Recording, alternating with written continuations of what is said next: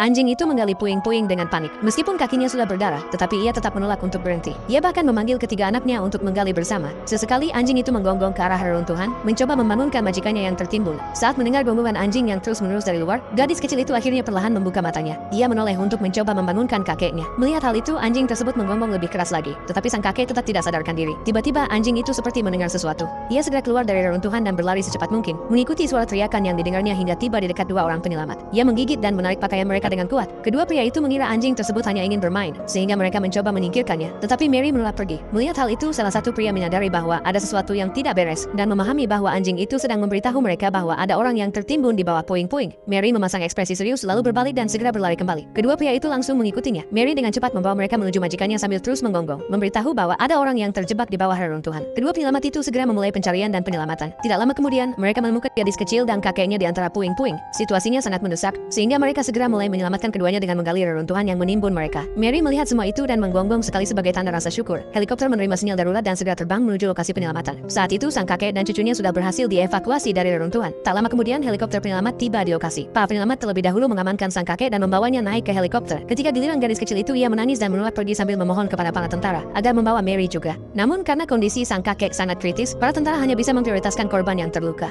Gadis kecil itu menangis sedih sambil terus menatap Mary. Mary juga tampak memohon agar dibawa bersama mereka, tetapi gadis itu tidak bisa berbuat apa-apa. Akhirnya gadis kecil itu juga dibawa naik ke helikopter dan mereka pun terbang menuju rumah sakit. Mary melihat helikopter itu pergi lalu mengejarnya dengan putus asa. Bahkan luka di kakinya tidak mampu menghentikannya. Namun helikopter itu terbang semakin cepat dan Mary akhirnya kelelahan. Ia hanya bisa melihat helikopter itu menjauh tanpa mampu mengejarnya. Meski begitu, Mary tetap percaya bahwa majikannya akan kembali menjemputnya. Karena itu, ia memutuskan untuk tetap tinggal di reruntuhan bersama anak-anaknya. Beberapa bulan kemudian, keluarga itu kembali ke rumah mereka yang telah hancur. Namun, meskipun mereka terus memanggil, mereka tetap tidak dapat menemukan Mary. Gadis kecil itu pun menangis sedih, dipenuhi rasa bersalah yang mendalam. Tiba-tiba, ia mendengar gonggongan pelan. Ternyata itu adalah salah satu anak Mary. Saat melihatnya, gadis itu segera berlari menghampirinya. Tidak lama kemudian, dua anak Mary lainnya juga muncul. Mereka semua masih hidup, tetapi Mary tidak terlihat dimanapun. Tepat ketika gadis itu mulai kehilangan harapan, ia melihat seekor anjing kotor berjalan tertatih-tatih mendekat perlahan. Itu adalah Mary. Tanpa diragukan lagi, gadis kecil itu langsung berlari dan memeluknya erat. Setelah berbulan-bulan melewati penderitaan dan kesulitan, Mary akhirnya bisa bertemu kembali dengan majikannya. Gadis kecil itu menangis terseduh-seduh, dan Mary juga tampak meneteskan air mata. Selama waktu itu, Mary selalu memberikan semua makanan yang ditemukannya kepada anak-anaknya, sementara ia sendiri menahan lapar dalam diam. Semua ibu di dunia ini luar biasa.